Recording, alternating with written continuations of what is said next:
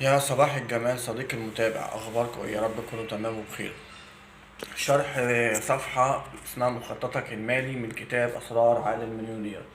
عايز يقول فيها انك انت افكارك كلها وحياتك اللي انت عايشها بالافكار اللي انت بتفكر فيها من اول ما بتصحى من النوم لحد ما بتنام، وعلاقاتك مع الناس وتشكيلة الافكار والمعتقدات اللي انت بتبقى عايشها على مدار يومك وشغلك وحياتك ودي انت كلها بتبين اذا كنت انت في المستقبل بتكون راجل غني ومبسوط ماديا، ولا راجل بتعاني في الحياة بسبب قلة المال وقلة الخبرة.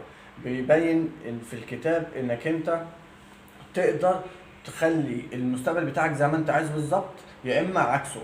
يعني تقدر انك انت تفيد عدد كبير قوي من الناس، يا اما تفيد عدد قليل قوي من الناس. فبافكارك ومعتقداتك واللي انت مصدقه عن نفسك ده اللي هيوصلك انك انت يا تبقى مرتاح ماديا، يا تبقى بتعاني ماديا، وكل حاجه بعد كده بتجيب بعضيها، يعني بتجذب بعضيها.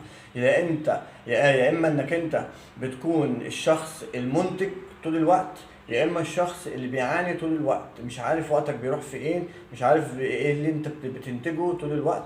فبتلاقي نفسك حياتك بتجري كده منك.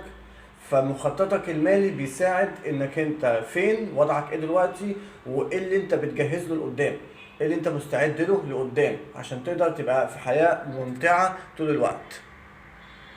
ولو في عندك اي كومنت ولا اي حاجه تقدر برضه تبعت لي على التعليقات.